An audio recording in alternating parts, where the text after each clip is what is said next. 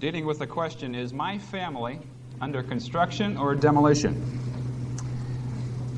And by way of review, last week we were saying that the key to it is whether or not you're getting your act together personally before God. That is, you as a believer, whether or not you're putting it all together or not. And we said that attitudes were key.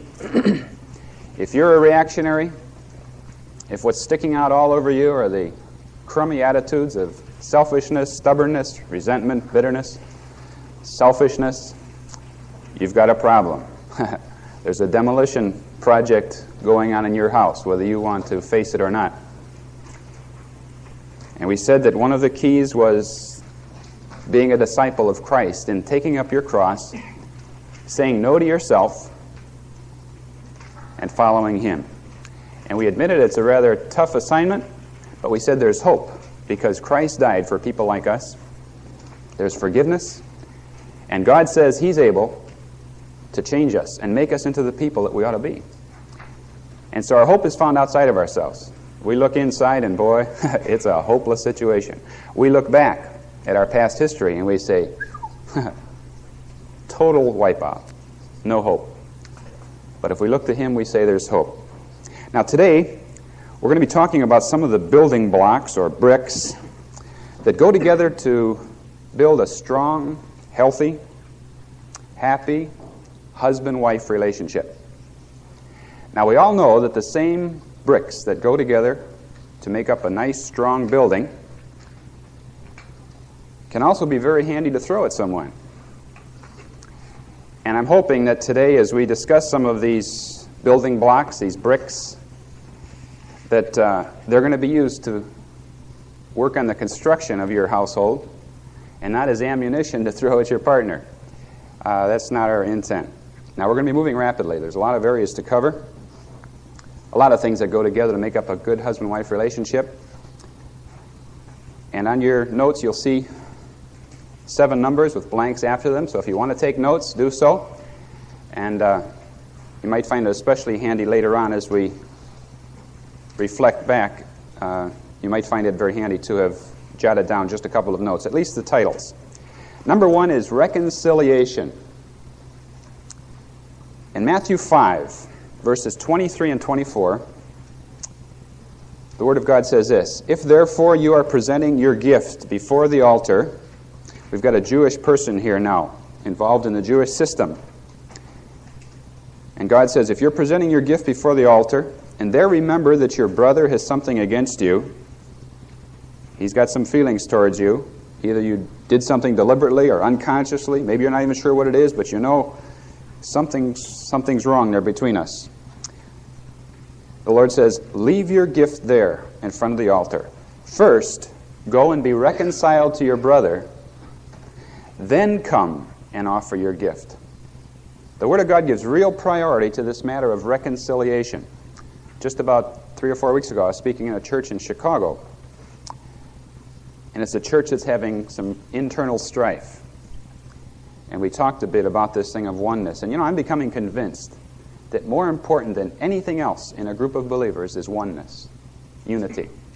You can find a group of believers who are young and don't know much of the Bible. But if they love one another and they're together, man, it's easy to teach and to work and meet that need. But that same group of believers, if they're having internal problems, you've got your hands full. Oneness. Here it's on an individual level. Now, this is whether we know what's caused it or not. And so often in the husband-wife relationship, there are those little things that come up, and all you know is you're catching the signals. You're not sure what you did, or somebody else did something, but some way or other, there's something not quite right between you and your partner. And God says, you take the initiative. Move. More important than some religious act, some act of worship you're going to do for me, is reconciliation to that one. Now, if we have done something, we talked about this last week, and I'd like to touch on it again because I think it's so critical. If we know of something that we have done, we've reacted, we've had a crummy attitude, we've hurt them verbally, or we deliberately did something, fit of anger, whatever. Number one, we say to God, God, that was wrong. Number two, we say to our partner, I was wrong. And put a big period after that apology. No sermons. You have nothing to preach about. Just an admission, I was wrong. I've seen so many couples that have trouble with this and find it so hard to know what their problem is. Finally, somebody swallows their pride enough to admit they were wrong, and they go and admit it, and then they blow the whole thing because they turn right around and say, but you know, the reason I did it was because of you and what you did. And you know, I really think if you would stop acting that way, I would stop reacting the way I do. And they've blown the whole thing. As I mentioned last week, I really think that when we have goofed, when we have been wrong, no matter what the other one has done, we forfeited our right to talk to them about that. The only thing practical to do is admit you're wrong and forget it. If they never apologize, that's the way it goes. And I think if we can learn to get the strength from the Lord to shut our big mouths after the apology, we're going to see some things happen. Okay, so I'm not going to spend a lot more time on that, but reconciliation is key. If couples are together, some of these other areas we're talking about can be worked on. If there's that wall, all these other things we're talking about are worthless. And number two is interwoven with it, the matter of communication. Boy, this is key, strategic. Definition of communication is to give or interchange thoughts, feelings, information, or the like by writing, speaking. The interchange of thoughts and feelings, emotions. Ephesians 4:29 says this, sort of a guideline. Under the first aspect, two aspects to this thing of communication. Number one is speaking. And Ephesians 4:29 gives some guidelines and says, do not let any unwholesome talk come out of your mouths, but only what is helpful for building others up according to their needs, that it may benefit those who listen. Now, this is assuming that two people are talking to each other. Huh? I realize that's an assumption in a married couple, but assuming that you're at least on a talking basis right now, God says there are some controls to this thing of how we talk and what we talk about. I've seen husbands and wives who are not talking. It's amazing.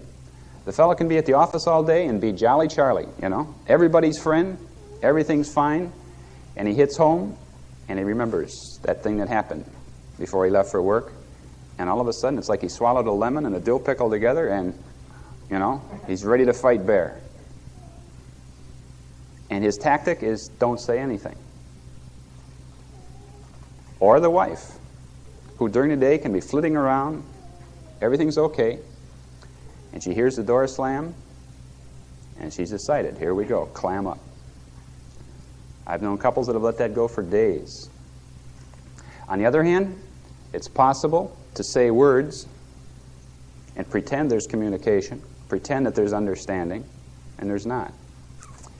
And so there's a lot to this. Now, there's different aspects of communication, of communicating, but I think the thing that we miss so often in our selfish view of this thing is that as a human being, you need it. You need it. This includes conversation as friends. You and your partner need this. It includes the sharing of information, letting your wife know what was going on during the day, her keeping you up. Self-disclosure, how important this is. You know, so many people come into marriage wanting to have a mate that understands them. I want acceptance. I want to be able to be myself and have somebody love me and just open up myself and have them accept me and love me and understand me and be patient with me. And this is what they come into marriage with, and this is what they're looking for from the other one. And as that communication barrier breaks down, this sharing of feelings and attitudes is wiped out. That thing is clamped up. And so a husband or a wife begins to look elsewhere for getting that need met. Sad. Goal planning, a part of communication. Just it was about a year ago now, I guess. I was up in Chicago and having dinner with a couple, and the fellow was talking to me off in one corner, and wife was talking to my wife, and he's telling me about these big ideas he's got of moving from Chicago to Tennessee. He's already got his eye on a piece of property. Being a contractor, he had some ideas of the exact design of this house he was going to build down there, and he just decided he had it with the big city and was going to be, probably at the end of the year, he said, making this move to Tennessee. And I said, oh, and what's your wife think of it? He says, I haven't told her yet.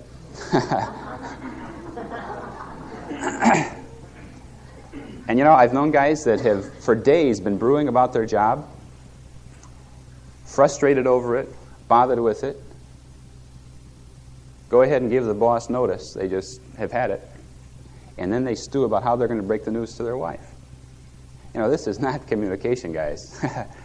Talking in terms of goal planning. Some of us are more visionary than others, and you're thinking down the road and got some ideas on a change in the direction you're going and so on. That's the time to bring it up to the wife at that point. Now, some of you are threatened. Some of us insecure people are afraid that they might have some good arguments to prove that it wasn't a very good idea. And so we're waiting until we can win the case, and we're going to marshal some evidence. In the meantime, the plans march on. Not too good. That isn't the way to handle it. I've learned through a long series of experiences that the sooner I can open up on something like this and talk and communicate in terms of goals and be willing to get shot down, maybe your plan needs disposing of, bring it up. Let your wife evaluate it. And I know Ruth Styling laughed louder than any of you. Rod, what is this all about? This is a real important aspect of communication, this thing of goal planning. And then another aspect, giving support and encouragement to one another. It's so easy to be critical. Proverbs 12:25 talks about the effect of a good word. It's like medicine. It just makes somebody better. So many things in life are prone to get us down. And that encouraging thing. Husbands, wives, are you looking for things in a positive way to say to your partner? And at first you might have to look. Maybe you're so used to being critical you never thought of the other side of the coin. But a word of encouragement. Letting them know you support them. Understanding. Communication. So important. But there's a second aspect to communication, and that's listening. And some of us really have to learn that. The bringing up of a topic immediately triggers in our mind all kinds of things that we have to say. Are you learning to listen? Are you learning to draw your partner out? We need this. Some of us are more quiet than others and need drawing out. So often we want someone to listen, and we've never thought about being a listener. How about your wife? You might not find it very exciting listening to the entire detail of how she mopped the floor and waxed it, but it might be just the thing that she needs. A little understanding, a little expression of love. And you might feel that you've got too many other things to do later. Well, as a procrastinator, you're going to find out that easily becomes a habit, and you don't have time to listen. It's tragic. And it's something we learn. It's not something that most of us do automatically. And what it is really, it's a matter of putting our partner first, our husband or our wife, and being concerned primarily with how they're doing and showing an interest in them. Okay, we've got to move on. Number 3, another aspect, and these I just trust will trigger thoughts in your mind, perhaps that the Lord can do something with. This matter of acceptance of one another. Turn, if you will, to Romans chapter 14.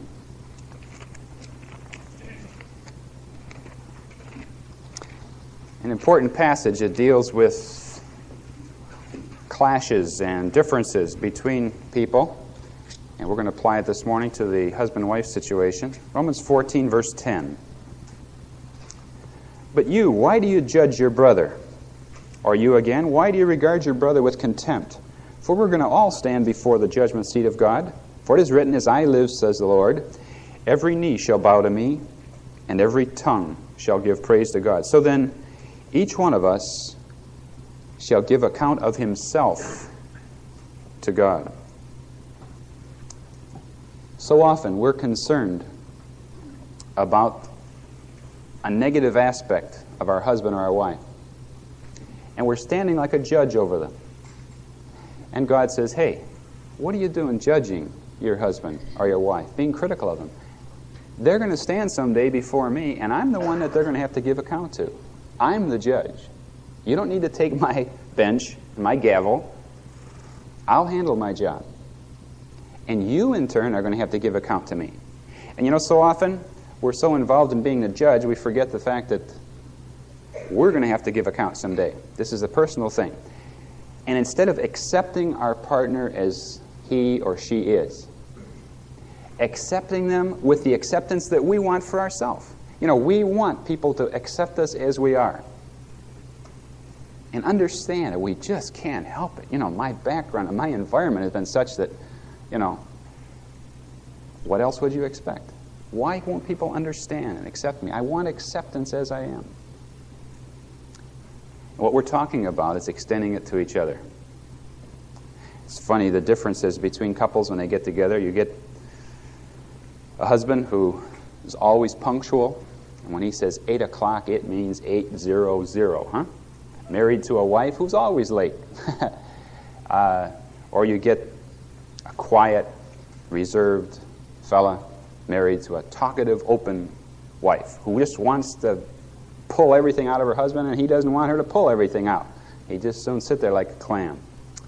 Or as some friends of ours, I remember a few years ago having some friends where, I think partly due to her background, a wife who was very, very fastidious. I mean, if she came into somebody else's house and had one of these throw rugs and a little corner was turned up, she would have to walk over and put that corner down. I mean, everything had to be just so. And of course, you know what kind of a guy she married, right? You know, as he hit the house from work, there was a trail of things that he dropped along the way that, and you could generally find them by just following the fallen clothes and shoes and so on. They had an interesting beginning to their marriage. That was only one aspect of it. And this is the way it is. My wife and I, as we look back now, we can laugh, but at first it wasn't very laughable. I'm one who's from a small family, and this has certain things, just my brother and I, and so my mother and my grandmother really, frankly, spoiled us. I didn't want to admit that in the past, but, you know, big helpings of food.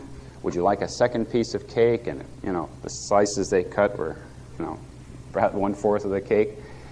And we thought this was normal. I mean, you know, what else do you do but fill yourself up at the table? And of course, you know, what you want to eat is what you get to eat. And Mama is always catering to your needs. Well, my wife is from a family with 7 children. And it doesn't work that way, especially when you're not from the upper class. And so they were used to small servings, sort of a mutual giving of oneself and not worrying about maybe your particular taste. And I can recall the first time we had dessert, she handed me this little sliver of a thing that I thought was going to blow off of the plate. And I thought she was kidding. You know, it's a joke. And when I talked in terms of what I was looking for, she couldn't believe it. You know, to be so wasteful, piggish, you know. Crazy. And silly things that we pick up. You know, I'm on the subject of cake. It doesn't say anything about my appetite right now, but silly things. You know, we do something so it's normal. And in our house, we used a sharp, like almost a meat knife or a bread knife for cutting cake. In her house, they used a common table knife. And I saw her massacring this cake with this little table knife. And I thought, man, you know, silly little things. Myself, I've always been the type that's been careful in everything I do. I want to plan ahead, plan everything to the last detail, and then carefully step out and follow those plans. My wife is practical. She moves ahead and sort of puts things together as she goes. Well, you know what's interesting in this thing is that I look at myself and call myself careful. I look at her and think of this as being carelessness. Now, she looks at herself as being practical. And with me, she sort of feels that I have a lack of faith. I'm not willing to trust the Lord and get out there and do the job. And it makes for an interesting beginning to a marriage, to find out that you've got these differences. Now, in reality, we have found out over the years that our partners were right in evaluating us. You know, in reality, I look back at myself as being a very insecure person. I was afraid to fail. See, and what I was patting myself on the back for, my organization, my careful planning, was really an evidence of the fact that I was scared silly and too proud to fail. And I wanted to be sure things were going to work out. Now, she has come since to appreciate the fact that you do need more organization and that there is a place for carefulness. I've come to realize there's a place for being practical. You know, that after you've planned and thought so long, somewhere along here, you've got to step out and do it. And so in time, you come to realize, hey, you know, the Lord was using my wife or the Lord was using my husband to really show this to me. But all of us, usually, will defend what we are. And if we know the Bible, we might even quote a verse and make ourselves out to be the spiritual one, and we're ready to shoot down our partner.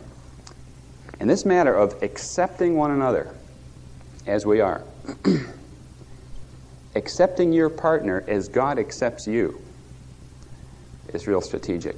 Now, this is a personal observation. It seems to me that initially, the couples that get together and have big differences between them, they've got a tougher adjustment period to go through. But in the long haul, as they work together and trust the Lord together, they've got the potential for a stronger marriage. Personal observation. That as their strengths complement each other,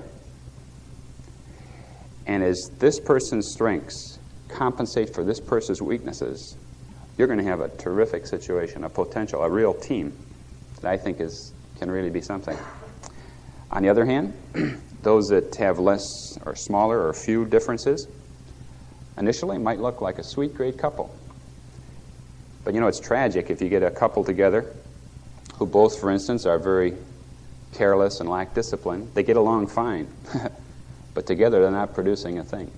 And this couple needs outside help usually, and that can be difficult. So there's advantages and disadvantages to both. And I might say, give you some hope in this thing. I think some of you are down the road enough to know this, that you can change. Do you know that? Would you believe this? The other night, my wife came in, and she said, "You mean you used the common table knife again to cut the cake?" You know, we reversed. I don't even think about it anymore. I'd take whatever is handy and whack at the cake. And she's always careful to use the bread knife now. It's amazing. My wife talks about in situations, she says, "You know what I need to do? I need to get more organized." And I tell her, you know, I've got to quit kidding myself and get out and do this thing and trust the Lord. Now, this is what the Lord can do. And I think it's neat. As we can find acceptance of our partner as she or he is. And as 1 Peter 4:8 says, out of love for one another, to cover over the sins. All right, let's say there are some faults, some weaknesses, definitely. Out of love, to just throw a big coat over that whole thing. Cover over it. Accept them as they are. And see the Lord work the changes that He wants to do. Okay, number 4, roles. An important area. We're going to move on. A lot involved. Each one of these areas is, you could take a whole session on. Let me just say a few things. First of all, according to God, in terms of roles, the man is leading, the woman is following. Don't start throwing things, ladies, but I noticed I said according to God. And it's not because of his superior intelligence or his superior abilities. It's not a master-slave relationship. But we know, as in a corporation, a man might be president of a corporation because of his family. It's just he was next in line, and so he's got it. It doesn't mean he's more capable than the men below him. He might be there because of politics. But if he's there, he's there. Now, what we're talking about is a man being designated as a leader by God. That's why he's there. It has nothing to do with his abilities, his intelligence. And very often, it's quite the opposite. The woman has very many areas in which she's far more capable than her husband. Now, I don't know if you've done this, but so often early marriage clashes are over roles, where a man grows up in a home where it's not considered manlike to wash dishes. You know, that's the lady's job. And we got this thing slotted, what the lady's job is and the man's job, and it's cultural. And in our society, in the United States, we have subcultures, and different families do things different ways. And so it's a matter of deciding, all right, who's going to handle the finances? That's usually a touchy one for a while. Who's going to handle the house-related work? Which jobs? Regarding the children as they come along, who's going to handle the teaching and the discipline? Planning of activities. Who's the one that's doing some positive thinking about what can we do that the kids would enjoy doing and be fun for them to do and so on? Now, under this thing, I'm just going to say this, that you need to recognize your talents, your abilities, admit your weaknesses, and then as you begin to find your spot where you can work together on the various roles in handling the household, guys, don't be like so many of us and look at your wife as sort of like a teammate on a football team and say, you dummy, what'd you miss that last block for, you know?